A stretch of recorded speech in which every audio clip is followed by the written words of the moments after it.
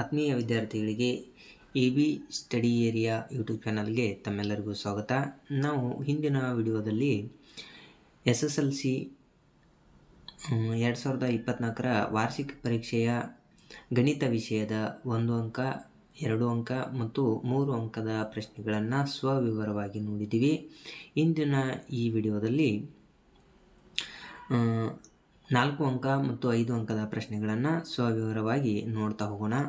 ಇನ್ನೂ ನಮ್ಮ ಚಾನಲನ್ನು ಯಾರು ಸಬ್ಸ್ಕ್ರೈಬ್ ಆಗಿಲ್ಲ ದಯವಿಟ್ಟು ಸಬ್ಸ್ಕ್ರೈಬ್ ಆಗಿ, ಅದೇ ರೀತಿಯಾಗಿ ಲೈಕ್ ಮಾಡಿ ಮತ್ತು ನಿಮ್ಮ ಫ್ರೆಂಡ್ಸ್ ಕೂಡ ಆದಷ್ಟು ಶೇರ್ ಮಾಡಿರಿ. ಮುಂದಿನ ನಮ್ಮ ವಿಡಿಯೋಗೋಸ್ಕರ ಬೆಲ್ ಐಕನನ್ನು ಒತ್ತೋದ್ರ ಮುಖಾಂತರ ನೋಟಿಫೈ ಆಗಿರಿ.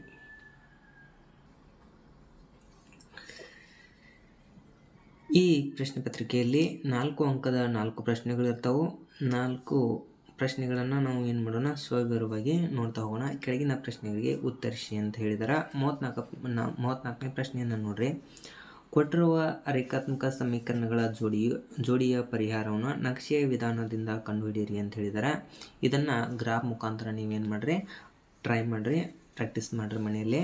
ನೆಕ್ಸ್ಟ್ 35ನೇ ಪ್ರಶ್ನೆಯನ್ನು ನೋಡೋಣ. 35ನೇ ಪ್ರಶ್ನೆ ನೋಡ್ರಿ.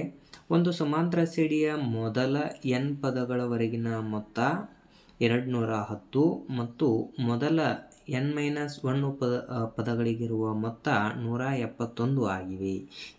ಆ ಸಮಾಂತರ ಶ್ರೇಣಿಯ ಮೊದಲ ಪದ 3 ಆದರೆ ಆ ಸಮಾಂತರ ಶ್ರೇಣಿಯನ್ನು ಕಂಡುಹಿಡಿಯಿರಿ ಮತ್ತು ಆ ಶ್ರೇಣಿಯ 20ನೇ ಪದವನ್ನು ಕಂಡುಹಿಡಿಯಿರಿ ಅಂತ ಹೇಳಿದ್ದಾರೆ. ಎಷ್ಟು ಪದಗಳ ಮೊತ್ತ 210 ಅಂತ ನಮಗೆ ಗೊತ್ತಿಲ್ಲ, ಆದರೆ n ಪದಗಳ ಮೊತ್ತ 210 ಅಂತ ಕೊಟ್ಟಿದ್ದಾರೆ. n-1 ಪದಗಳ ಮೊತ್ತ 171 ಅಂತ ಕೊಟ್ಟಾರ. ಮತ್ತು ಆ ಸಮಾಂತರ ಶ್ರೇಣಿಯ ಮೊದಲ ಪದ 3 ಅಂತ ಕೊಟ್ಟಾರ. ನೆಕ್ಸ್ಟ್ ನಾವೇನು ಕಂಡುಹಿಡಿಬೇಕು, ಆ ಸಮಾಂತರ ಶ್ರೇಣಿಯನ್ನು ಕಂಡುಹಿಡಿಬೇಕು ಮತ್ತು ಆ ಸಮಾಂತರ ಶ್ರೇಣಿಯ 20ನೇ ಪದ ಯಾವುದು ಅಂತಕ್ಕಂಥದ್ದನ್ನು ಇಲ್ಲಿ ಕಂಡುಹಿಡಿಬೇಕು. Sn = 210, Sn-1 = 171. an ಅನ್ನು ಕಂಡುಹಿಡಿಬೇಕು. an ಅಂತಂದ್ರೆ an = Sn-1 ಆಗಿರುತ್ತೆ. ಇಲ್ಲಿ Sn ಅಂತಂದ್ರೆ 210 ಮೈನಸ್ 171. ಇಲ್ಲಿ ಮೈನಸ್ ಮಾಡಿದಾಗ ಎಷ್ಟಾಗುತ್ತೆ, 39 ಅಂತ ಆಗುತ್ತೆ. ಇದು ಏನಪ್ಪ ಅಂತಂದ್ರೆ ನಮ್ಗೆ an ಅಂತಕ್ಕಂಥದ್ದು ಸಿಕ್ತು. ನೆಕ್ಸ್ಟ್ ಸ್ಟೆಪ್ ಏನು ಕಂಡುಹಿಡಿಬೇಕಂತಂದ್ರೆ n ಅನ್ನು ಕಂಡುಹಿಡಿಬೇಕು. ನಾವು n ಕಂಡುಹಿಡಿಬೇಕಂತಂದ್ರೆ ನಮ್ಗೆ ಇಲ್ಲಿ ಏನೇನು ಸಿಕ್ಕೈತಿ, Sn ಐತಿ. ನೆಕ್ಸ್ಟ್ a ಅಂತಂದ್ರೆ 3 ಅಂತ ಕೊಟ್ಟದಾರ. ನೆಕ್ಸ್ಟ್ an ಅಂತಂದ್ರೆ 39 ಅಂತ ಸಿಕ್ಕೈತಿ. ಇಲ್ಲಿ ನಾವು ಏನು ಕಂಡುಹಿಡಿಬೇಕು, n ಅನ್ನು ಕಂಡುಹಿಡಿಬೇಕು. So Sn = 210, a = 3 and an = 39 and n = ಆಗಿರುತ್ತೆ. ನೆಕ್ಸ್ಟ್ Sn ಫಾರ್ಮುಲಾ ಗೊತ್ತೈತೆ ನಿಮಗೆಲ್ಲರಿಗೂ. Sn = n/2 bracket a plus an ಅಂತ ಆಗುತ್ತೆ. a ಪ್ಲಸ್ an ಅಂತ ಆಗುತ್ತೆ. Sn ಅಂತಂದ್ರೆ 210, Sn ಅಂತಂದ್ರೆ 210 = n/2 ಇಂಟು ಇಲ್ಲ ಬ್ರಾಕೆಟ್ ಹಾಕ್ರಿ. a ಅಂದ್ರೆ 3 ಪ್ಲಸ್ an ಅಂತಂದ್ರೆ 39 ಅಂತ ಐತಿ. ಸೊ 210 ಇಲ್ಲೇ ಬರೋದಿಲ್ಲ ಅಂದ್ರೆ 210 = n/2 3 ಪ್ಲಸ್ 39 ಅಂತಂದ್ರೆ 42 ಅಂತಾಯಿತು. 2 1 2 21 42 ಆಯಿತು. ನೆಕ್ಸ್ಟ್ ಏನು ಮಾಡ್ತೀರಿ,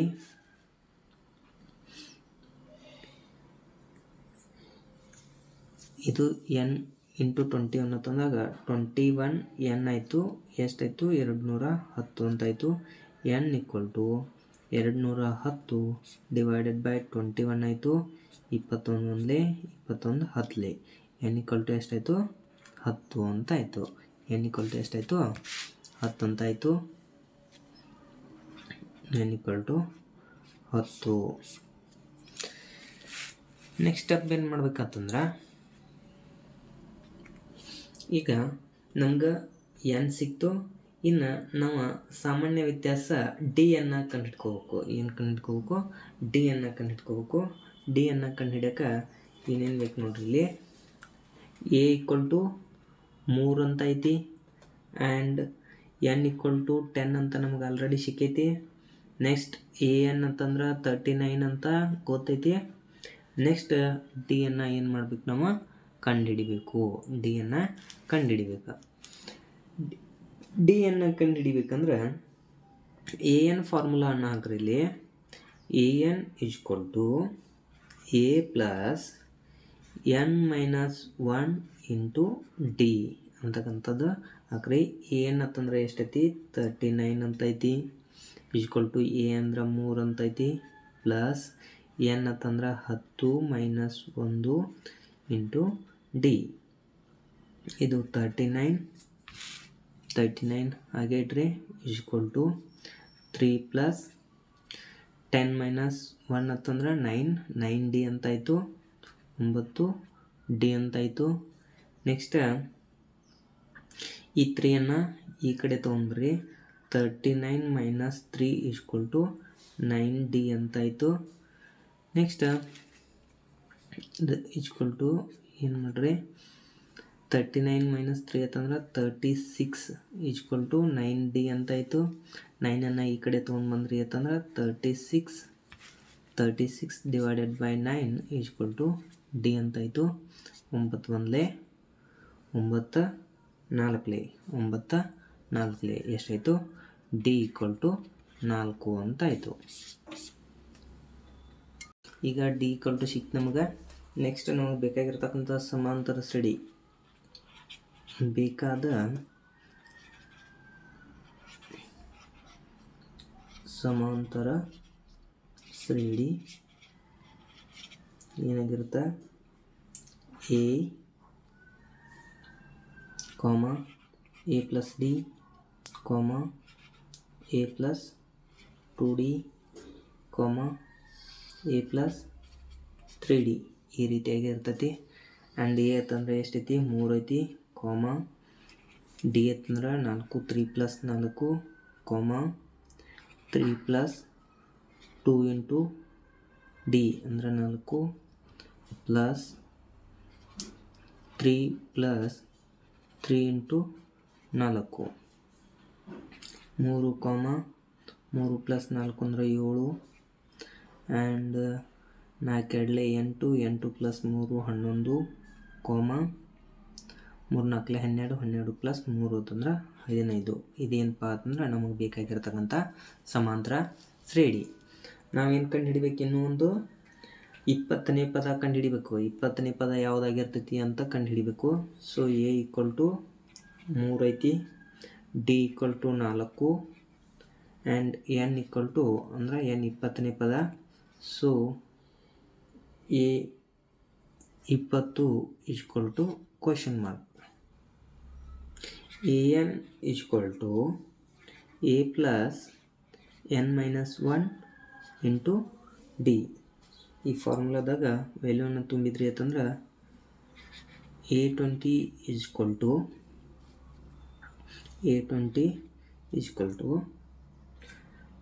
3 ಪ್ಲಸ್ ಎನ್ ಅಂತಂದ್ರೆ 20 minus 1 into 4 equal to 3 plus 20 minus 1 ಅಂದ್ರೆ 19 ಇಂಟು 4. 19 ಇಂಟು 4 ಅಂತಂದ್ರೆ ಎಷ್ಟಾಯಿತು? 76 ಆಯಿತು. 3 plus 76 equal to A20 equal to ಎಷ್ಟಾಯಿತು? 79 ಅಂತ ಆಯಿತು. ಇಷ್ಟು ನೀವು ಮಾಡಿದ್ದಂದ್ರೆ ನಿಮ್ಗೆ 4 ಮಾರ್ಕ್ಸ್ಗಳು ಬರ್ತಾವೆ. ಇದನ್ನು ಸ್ಟೆಪ್ ಬೈ ಸ್ಟೆಪ್ ಎಲ್ಲರೂ ಏನು ಮಾಡಿರಿ? ಬೇರೆ ಬೇರೆ ವ್ಯಾಲ್ಯೂಗಳನ್ನ ತೊಗೊಂಡು ಆದಷ್ಟು ಪ್ರಾಕ್ಟೀಸನ್ನು ಮಾಡಿರಿ. 35ನೇ ಪ್ರಶ್ನೆಯಲ್ಲಿ ಅಥವಾ ಪ್ರಶ್ನೆ 1 ಬರುತ್ತೆ ನೋಡ್ರಿ. ಇಲ್ಲಿ n ಭುಜಗಳನ್ನು ಹೊಂದಿರುವ ಒಂದು ಬಹುಭುಜಾಕೃತಿಯ ಎಲ್ಲ ಒಳಕೋನಗಳ ಮೊತ್ತ n-2 180 ಡಿಗ್ರಿ. ಒಂದು ಪಂಚಭುಜಾಕೃತಿಯ ಒಳಕೋನಗಳು ಸಮಾಂತರ ಶ್ರೇಣಿಯಲ್ಲಿದ್ದು ಅದರ ಅತ್ಯಂತ ಚಿಕ್ಕ ಕೋನವು 72 ಡಿಗ್ರಿ ಆದರೆ ಆ ಪಂಚಭುಜಾಕೃತಿಯ ಎಲ್ಲ ಒಳಕೋನಗಳನ್ನು ಕಂಡುಹಿಡಿಯಿರಿ ಅಂತ ಹೇಳ್ತಾರೆ. ಇದನ್ನು ನಾವು ಸವಿಸ್ತಾರವಾಗಿ ನೋಡ್ತಾ ಹೋಗೋಣ.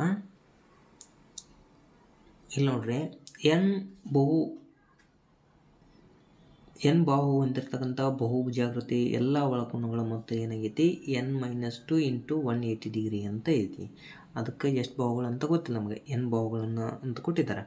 ನೆಕ್ಸ್ಟ್, ಆದ್ದರಿಂದ ನಾವು ಪಂಚಭುಜಾಕೃತಿಯ ಎಲ್ಲ ಒಳಕೋನಗಳ ಮೊತ್ತ ಅಂದಾಗ ಪಂಚ ಅಂತಂದ್ರೆ 5 ಭುಜಗಳನ್ನು ಹೊಂದಿರತಕ್ಕಂಥದ್ರೊಳಗೆ n ಅಂತಂದ್ರೆ ನಾವಿಲ್ಲಿ 5 ಅಂತ ತಗೋತೀವಿ. So 5 - 2 × 180 degree. 5 - 2 ಅಂತಂದ್ರೆ 3 × 180 ಡಿಗ್ರಿ ಮಾಡಿದಾಗ ಎಷ್ಟಾಗುತ್ತೆ? 3 0 0, 3 8 24, 2 ಕ್ಯಾರಿ 3 1 3, 540 ಡಿಗ್ರಿ ಅಂತ ಆಯಿತು. ನೆಕ್ಸ್ಟ್, ಈಗ ನಾವೇನು ಮಾಡಬೇಕಪ್ಪ ಅಂತಂದ್ರೆ A = 72 ಅಂತ ತಗೋಬೇಕು. ಅತ್ಯಂತ ಚಿಕ್ಕ ಕೋನ 72 ಡಿಗ್ರಿ ಅಂತ ಕೊಟ್ಟಿದ್ದಾರೆ. ಸೊ ಅದನ್ನು A ಅಂತ ತಗೊಳ್ಳೋಣ ನಾವು.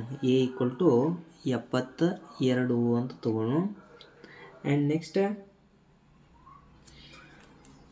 n = ಎಷ್ಟು ಪಂಚಭುಜಾಕೃತಿಯಾಗಿರ್ತಕ್ಕಂಥದ್ದು ನಂಬರ್ ಆಫ್ ಬಾಹು 5 ಅಂತ ತಗೊಳ್ಳೋಣ.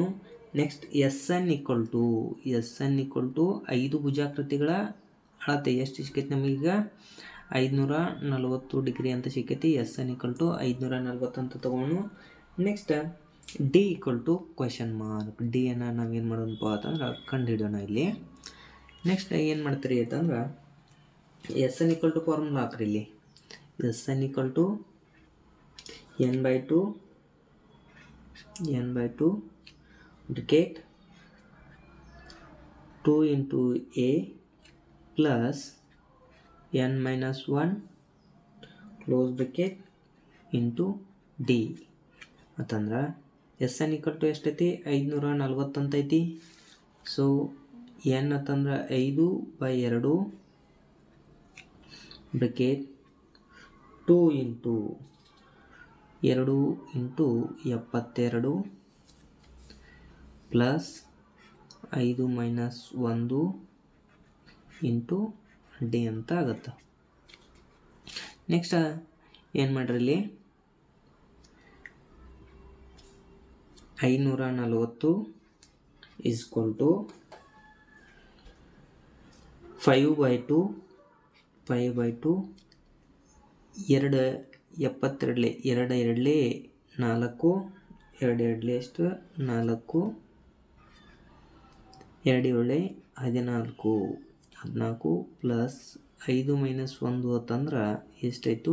4 ಆಯಿತು. 4 × D ಅಂತಂದ್ರೆ 4D ಅಂತ ಆಯಿತು.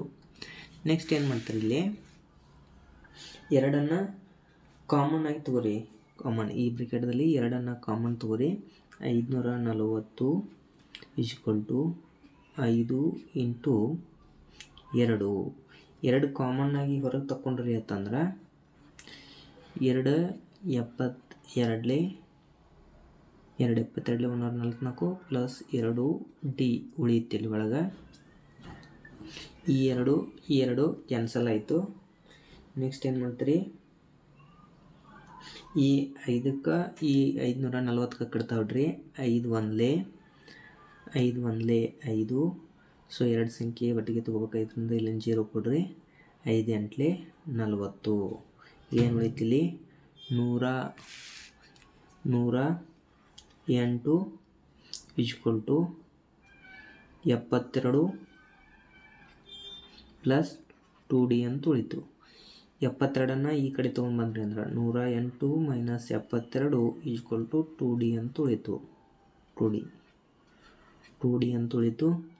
ನೆಕ್ಸ್ಟ್ 108 72 ಕಳೆದ್ರಿ ಅಂತಂದ್ರೆ 108 72 ಕಳೆದ್ರಿ ಅಂತಂದ್ರೆ 8 - 2 ಅಂತಂದ್ರೆ 6, 10 - 7 ಅಂತಂದ್ರೆ 3.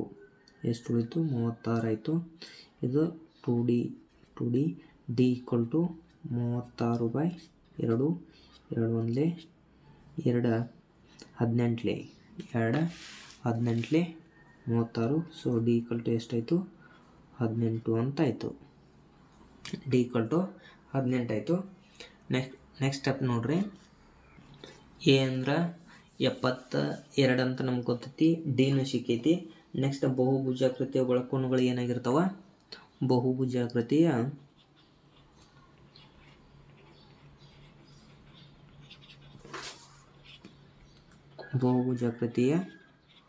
ಒಳಕೋನಗಳು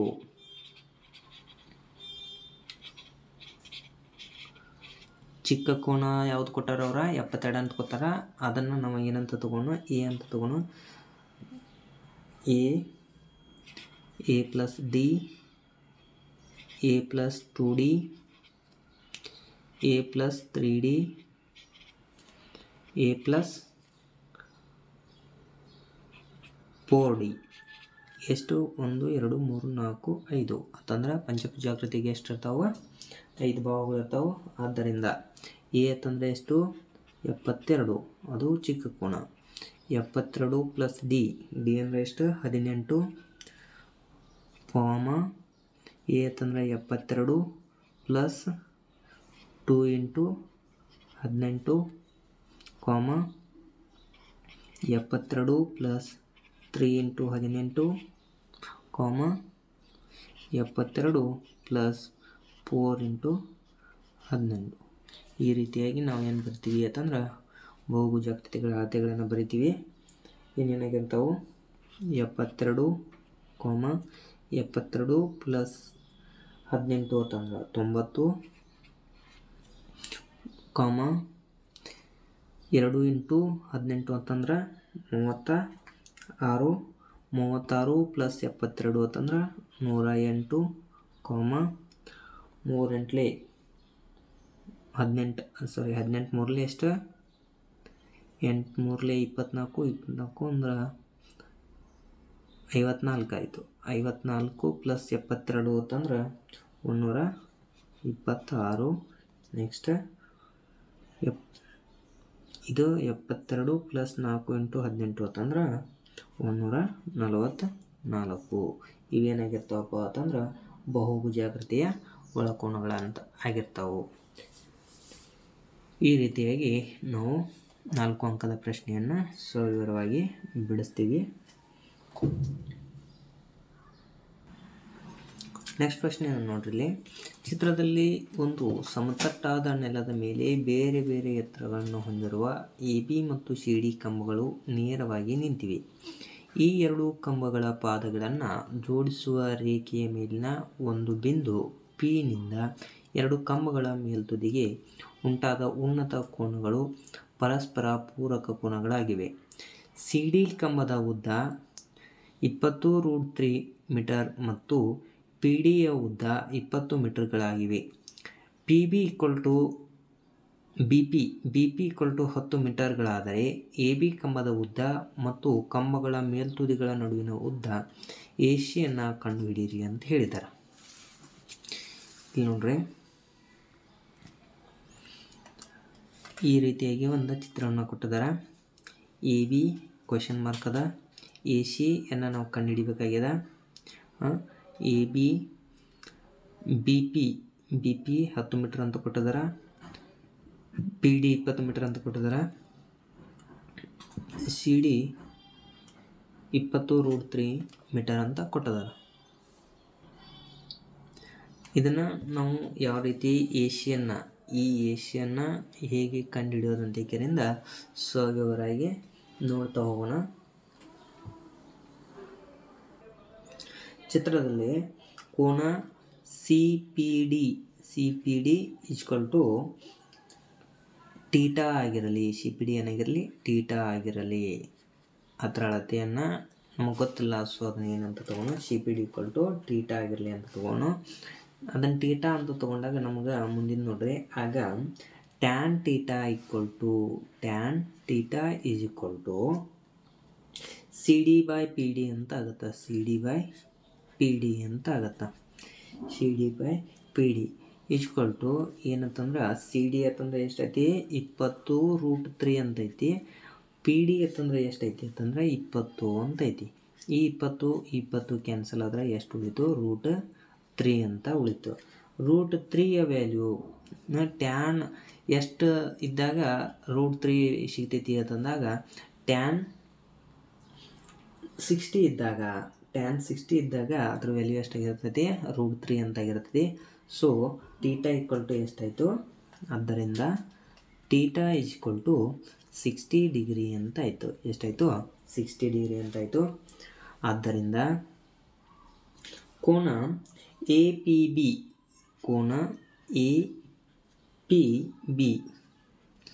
is equal to 90 minus theta.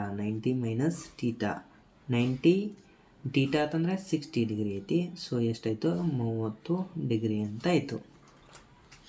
Next ಲಂಬಕೋನ ತ್ರಿಭುಜ ಎ ಬಿ ಪಿಯಲ್ಲಿ ನಾವು ಕನ್ಸಿಡರ್ ಮಾಡಿದಾಗ ಲಂಬಕೋನ ತ್ರಿಭುಜ ಎ ಬಿ ಪಿಯಲ್ಲಿ tan 30 degree is equal to A B by B P ಆಗಿರುತ್ತೆ. ನೆಕ್ಸ್ಟ್ tan 30 ಅಂತಂದ್ರೆ ಏನು ವ್ಯಾಲ್ಯೂಪ್ಪ ಅಂತಂದ್ರೆ 1/√3 ಆಗಿರುತ್ತೆ. tan 30 1/√3 ಆಗಿರುತ್ತೆ. So equal to A B ಹಂಗೆ ಹೇಳ್ರಿ ಬಿ ಪಿ ವ್ಯಾಲ್ಯೂವನ್ನು ಅವ್ರು ಕೊಟ್ಟಿದಾರ. ಬಿ ಪಿ ಅಂತಂದರೆ ಎಷ್ಟೈತಿ? 10 ಮೀಟರ್ ಅಂತೈತಿ. ಸೊ 10 ಅಂತ ತೊಗೊಳ್ರಿ. ನೆಕ್ಸ್ಟ್ ಇದನ್ನು ಬರೆದಾಗ ಕ್ರಾಸ್ ಮಲ್ಟಿಪ್ಲಿಕೇಶನ್ ಮಾಡಿರಿ. ಏನಾಗುತ್ತೆ ಅವಾಗ? A B into √3 equal to 10 ಅಂತ ಆಗುತ್ತೆ. So A B equal to 10/√3 meter ಅಂತ ಆಗುತ್ತೆ. ನೆಕ್ಸ್ಟ್ ಏನು ಮಾಡಬೇಕು? ಲಂಬಕೋನ ತ್ರಿಭುಜ ಪಿ ಡಿ ಸಿಯಲ್ಲಿ ಅನ್ನು ತಗೊಳ್ರಿ. ಲಂಬಕೋನ ತ್ರಿಭುಜ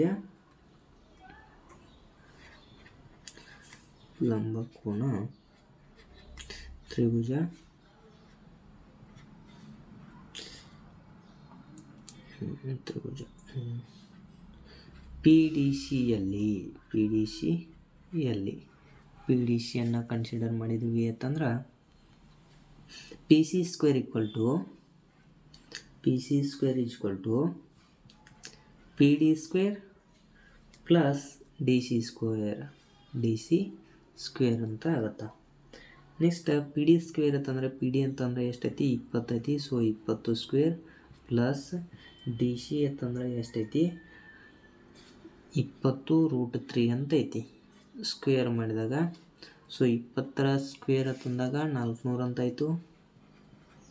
ಪ್ಲಸ್ 20ರ ವರ್ಗ 400 ಇಂಟು ಈ ರೂಟ್ ಸ್ಕ್ವೇರ್ ಈ ರೂಟ್ ಕ್ಯಾನ್ಸಲ್ ಆಗಿ 3 ಅಂತ ಉಳಿತು. ಸೊ 400 ಪ್ಲಸ್ 4 1200 ಅಂತ ಆಯಿತು. ಇದೇನಪ್ಪ ಅಂತಂದ್ರೆ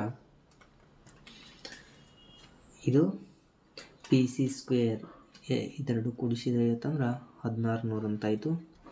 1600 ಅಂತಕ್ಕಂಥದ್ದು ಏನಪ್ಪ ಅಂತಂದ್ರೆ ಪಿ ಸಿ ಸ್ಕ್ವೇರ್.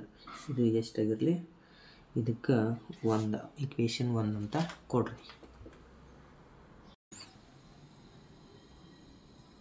ಲಂಬಕೋನ ತ್ರಿಭುಜ ಎ ಬಿ ಪಿಯಲ್ಲಿ ಲಂಬಕೋನ ತ್ರಿಭುಜ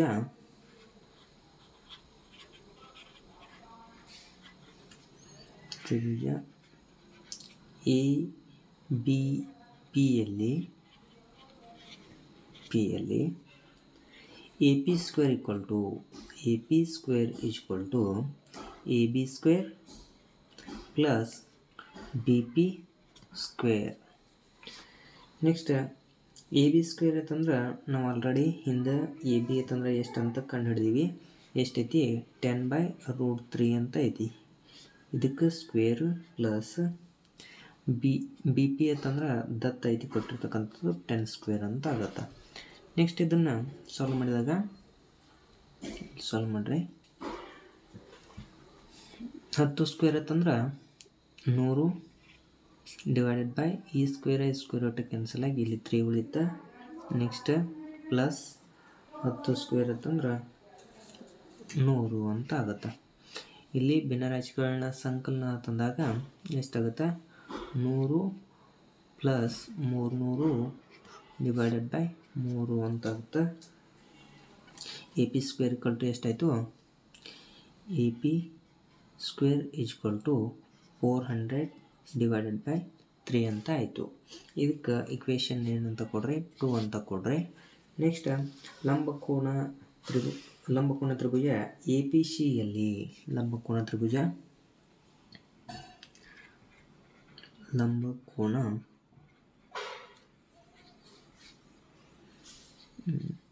ತ್ರಿಭುಜ ಎ ಪಿ ಸಿಯಲ್ಲಿ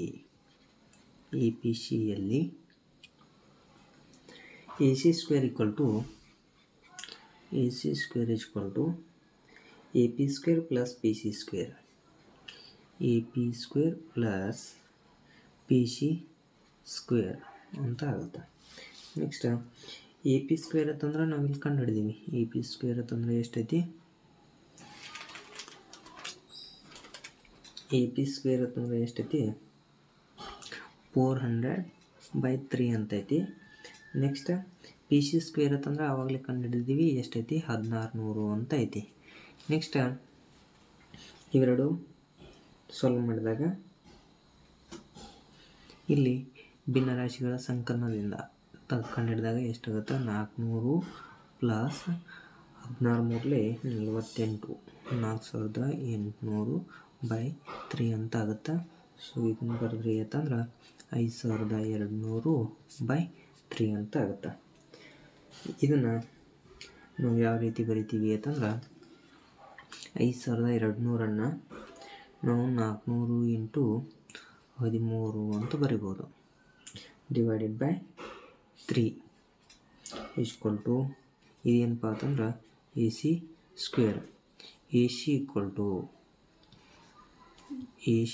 equal to root of 400 into 13 divided by 3 ಅಂತ ಆಗುತ್ತೆ. So A C equal to 20 into root 13 by root 3 ಅಂತ ಆಗುತ್ತೆ. ಸೊ ಇದನ್ನೇನು ಮಾಡಿರಿ?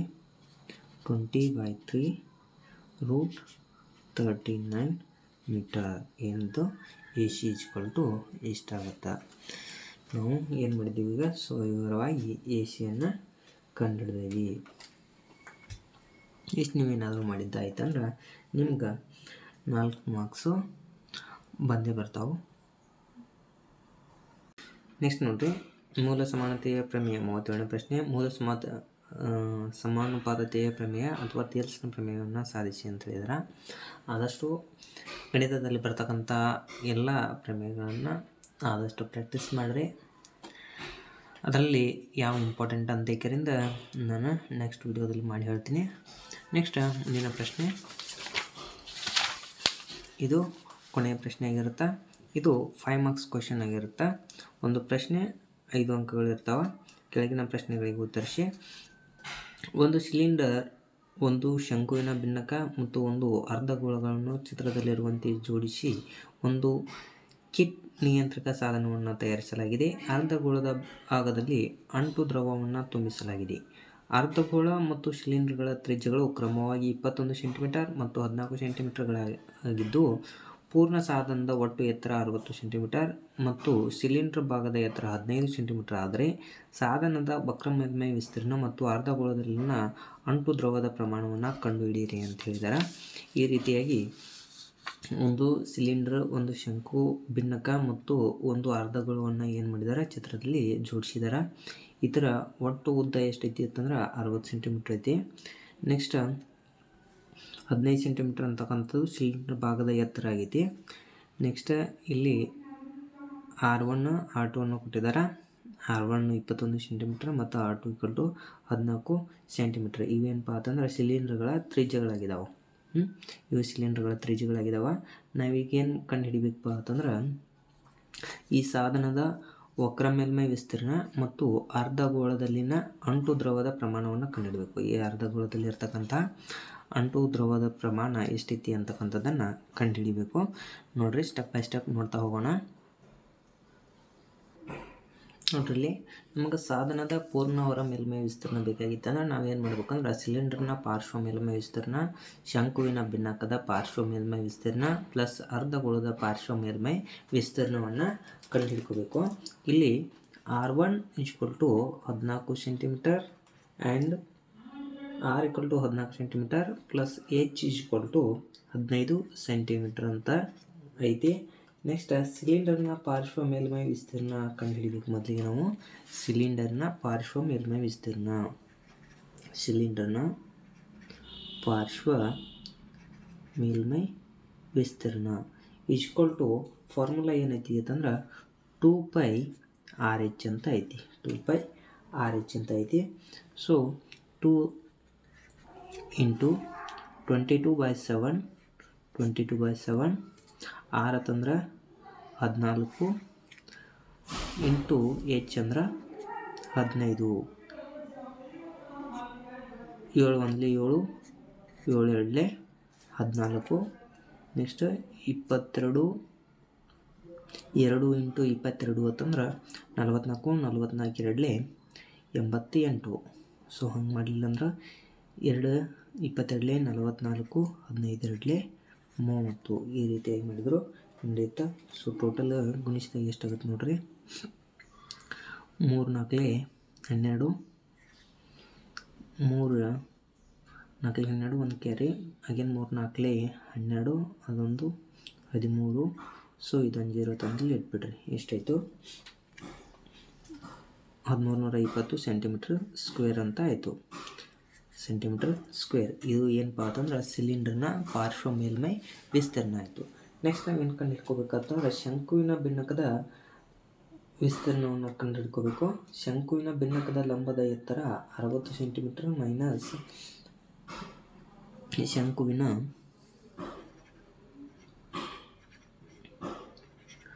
ಶಂಕುವಿನ ಭಿನ್ನಕದ ಲಂಬ ಎತ್ತರ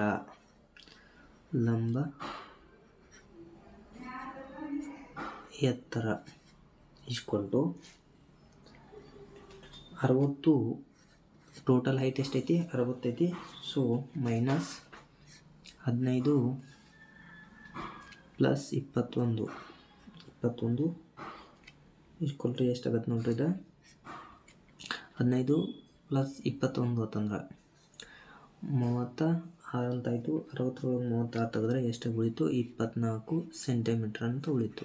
24 ಸೆಂಟಿಮೀಟ್ರ್ ಅಂತಾಯಿತು. ನೆಕ್ಸ್ಟ್ R1 = ಎಷ್ಟೈತಿ? R1 = 21 ಐತಿ. ನೆಕ್ಸ್ಟ್ R2 = 14 ಅಂತ ಐತಿ. R2 = 14. ನೆಕ್ಸ್ಟ್ H = 24 ಅಂತ ನಾವು ಕಂಡುಹಿಡ್ಕೊಂಡ್ವಿ.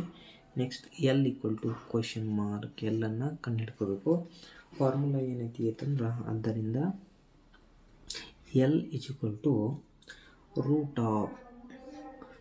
Of H square plus R1 minus R2 whole square ಅಂತ ಐತಿ. ಸೊ H ಏನಾಗುತ್ತೆ ಅಂದ್ರೆ H ಅಂತಂದ್ರೆ 24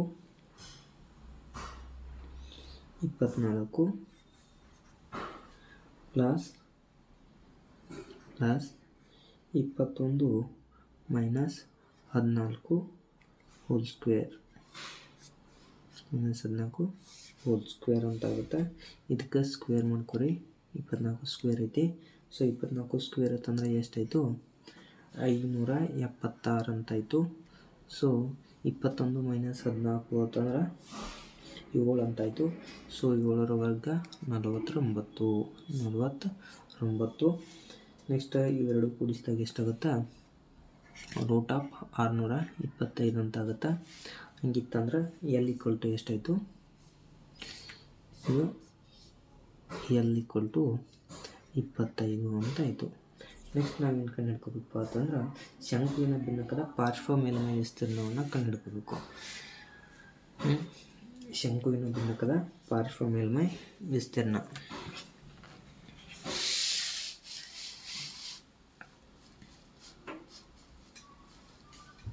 ಶಂಕುವಿನ ಭಿನ್ನಕದ ಪಾರ್ಶ್ವ ಮೇಲ್ಮೈ ವಿಸ್ತೀರ್ಣ ಇಸ್ಕೊಳ್ತು ಶಂಕುವಿನ ಭಿನ್ನಕದ ಪಾರ್ಶ್ವ ಮೇಲ್ಮೈ ವಿಸ್ತೀರ್ಣ ಇಸ್ಕೊಳ್ತು ಫಾರ್ಮುಲಾ ಏನು ಬರ್ತೈತೆ pi into R1 plus R2 L into L ಅಂತ ಬರುತ್ತೆ. ಸೊ ಪೈ ಅಂದ್ರೆ 22/7 ಇಂಟು 21 ಪ್ಲಸ್ 14 ಇಂಟು 25. ನೆಕ್ಸ್ಟ್ ಇಲ್ಲಿ ಕಡ್ತಾ ಹೊಡ್ರಿ, ಎಷ್ಟು ಕಡ್ತಾ ಹೊಡಿತೀರಿ? ಕಡ್ತಾ ಹೊಡಿತಾರೆ ಅಥವಾ ಕೂಡಿಸ್ಬಿಟ್ರಿ. ಇಲ್ಲಿ ಕೂಡಿಸ್ರೆ ಎಷ್ಟಾಗುತ್ತಾ? 21 ಪ್ಲಸ್ 14 ಅಂತಂದ್ರೆ 35 ಆಯಿತು. 22/7 ಇಂಟು 21 ಪ್ಲಸ್ 14 35 ಇಂಟು 25 ಅಂತ ಮಾಡ್ಕೊರಿ. ನೆಕ್ಸ್ಟ್ 7 1 7 7 5 35 7 35 ಎತ್ತದಿಯಲ್ಲಿ 125 22 ಇಂಟು 125 ಅಂದಾಗ ಎಷ್ಟಾಗುತ್ತೆ? ಇದು 2750 ಸೆಂಟಿಮೀಟರ್ ಸ್ಕ್ವೇರ್ ಅಂತ ಆಗುತ್ತೆ. ಇದೇನಪ್ಪ ಅಂತಂದ್ರೆ ಶಂಕುವಿನ ಭಿನ್ನಕದ ಪಾರ್ಶ್ವ ಮೇಲ್ಮೈ ವಿಸ್ತೀರ್ಣ. ನೆಕ್ಸ್ಟ್ ನಾವು ಕಂಡುಹಿಡಿತಕ್ಕಂಥದ್ದು ಅರ್ಧಗೋಳದ ಪಾರ್ಶ್ವ ಮೇಲ್ಮೈ ವಿಸ್ತೀರ್ಣವನ್ನು ಕಂಡುಹಿಡ್ಕೋಬೇಕು. ನಾವು ಅರ್ಧಗೋಳದ ಪಾರ್ಶ್ವ ಮೇಲ್ಮೈ ವಿಸ್ತೀರ್ಣ. ಅದ್ರ ಫಾರ್ಮುಲಾ ಏನು ಬರ್ತೈತಿ ಅಂತಂದ್ರೆ 2πr² ಅಂತ ಬರುತ್ತೆ. 2πr². 2 ಇಂಟು 22/7 ಇಂಟು R² ಅಂತಂದರೆ 21 ಇಂಟು 21 ಅಂತ ಬರುತ್ತೆ. 7 1 7 3 ಎಷ್ಟಾಗುತ್ತೆ? 2 22 44 21 63 ಅಂತಾಗುತ್ತೆ. ಸೊ ಎರಡಕ್ಕೂ ಮಲ್ಟಿಪ್ಲೈ ಮಾಡಿದಾಗ 2772 ಸೆಂಟಿಮೀಟರ್ ಸ್ಕ್ವೇರ್ ಅಂತ ಆಗುತ್ತೆ. ನೆಕ್ಸ್ಟ್ ನಾವೇನು ಆದ್ದರಿಂದ ಸಾಧನದ ಪೂರ್ಣ ಹೊರ ಮೇಲ್ಮೈ ವಿಸ್ತೀರ್ಣ, ಆ ಸಾಧನದ ಪೂರ್ಣ ಹೊರ ಮೇಲ್ಮೈ ವಿಸ್ತೀರ್ಣ ಬೇಕಾಗಿತ್ತಂದ್ರೆ ನಮಗೆ, ಆದ್ದರಿಂದ ಸಾಧನದ ಪೂರ್ಣ ಹೊರ ಮೇಲ್ಮೈ ವಿಸ್ತೀರ್ಣ ಬೇಕಾಗಿತ್ತಂದ್ರೆ ಈಜ್ಕೊಲ್ಟು ಸಿಲಿಂಡ್ರನ ಭಿನ್ನಕ ಪ್ಲಸ್ ಅರ್ಧಗೋಳದ ಪಾರ್ಶ್ವ ಮೇಲ್ಮೈ ವಿಸ್ತೀರ್ಣ ಅಂತ ಆಗುತ್ತೆ. ಸಿಲಿಂಡರ್ ಪ್ಲಸ್ ಭಿನ್ನಕ ಪ್ಲಸ್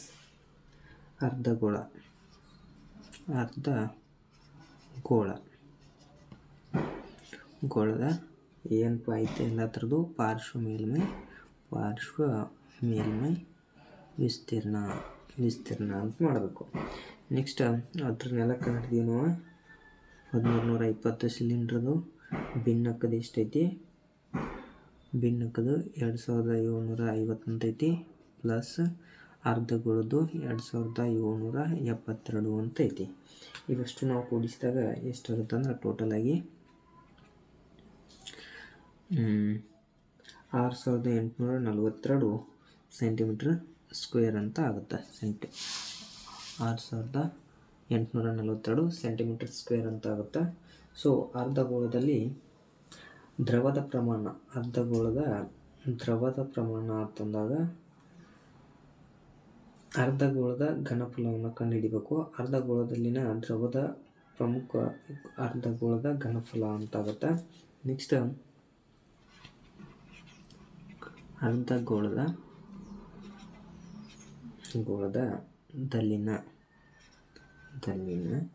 ದ್ರವದ ದ್ರವದ ಪ್ರಮಾಣ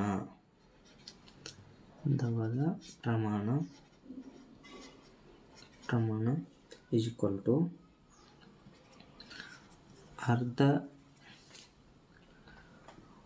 ಅರ್ಧಗೋಳದ ಘನಫಲ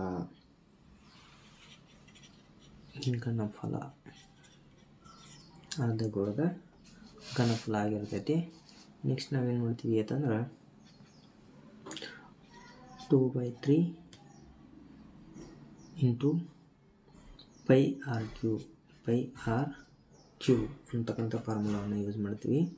ಇಲ್ಲಿ 2/3 ಪೈ ಅಂತಂದ್ರೆ 22/7, ಆರ್ ಅಂತಂದ್ರೆ 21 ಇಂಟು 21 ಇಂಟು 21 ಅಂತ ತಗೋರಿ.